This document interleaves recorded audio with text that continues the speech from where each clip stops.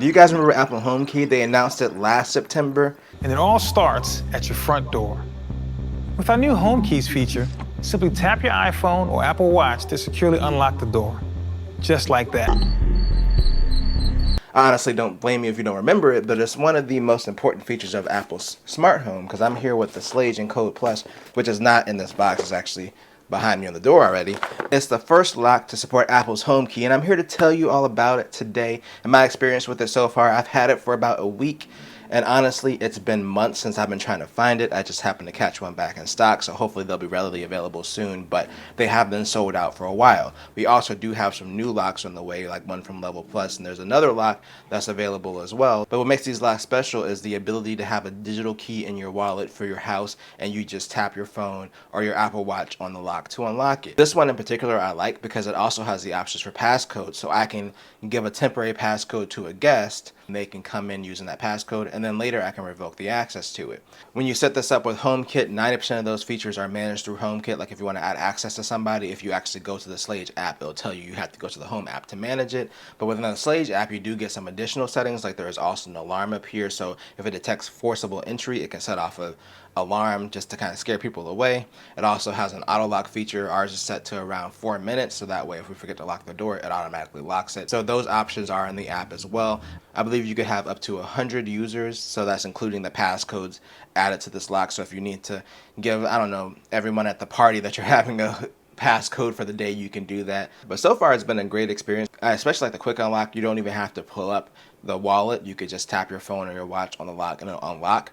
Now sometimes it does take a little bit longer to unlock than other times, so sometimes when I do it, it's instant and it just unlocks, or sometimes it takes a half a second to unlock. So you just basically wait till you hear the beep and you see the little light on the unlock thing, and you're good to go. You're good to go into the house. The other thing that's a benefit of having the little door panel on the outside is it also has one-touch locking. Now this has been like a killer feature. Really, I didn't know how much I'd appreciate it, but if I'm leaving the house, all I gotta do is hit the button to just lock the door, and that's it. So it's just super convenient, and it makes it a lot easier to leave. We did have a previous smart lock that was HomeKit compatible. It was actually the August, I believe, 3rd generation lock, and that was an okay lock. It's just when it came to unlocking, it relied on the auto unlock, which sometimes was delayed. Like sometimes it would work when I pulled the car up to the house. Sometimes I would walk up to the door, I'm still waiting, I gotta wait an additional minute, and then finally it would unlock. So in most cases I would just pull out my key anyway. With this one, I haven't had to pull out my key at all. It's worked seamlessly with my Apple Watch, which is what I use 90% of the time to unlock it. I haven't even thought about using the key. Speaking of keys, there are a few negatives. Since this lock replaces the front lock of your house, you do have to use the included key with it. So if you have like a top and bottom lock that has the same key, then you'll probably have to have 2 separate keys. We actually got a bottom lock that's rekeyable,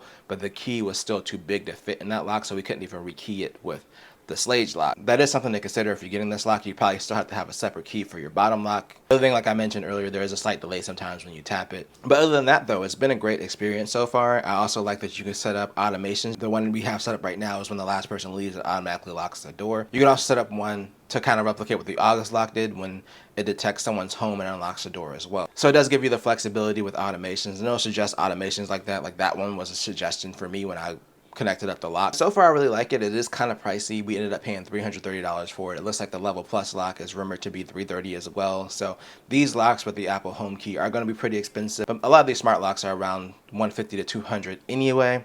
And just for that added convenience, if I'm an Apple user, I'm definitely going for like tapping your phone and your watch on the door to unlock it is super convenient. Like I've come home with hands full of groceries and just tap my watch and unlock the door, and it makes it so much easier. So if you are building your smart home, I definitely recommend looking into the Schlage lock or some of the upcoming Apple HomeKey locks. There should be more locks coming soon. That's going to do it today on Mike X Apple. Let me know what you think. Do you have a smart lock? Are you looking forward to an Apple HomeKey smart lock? And I will catch you guys later.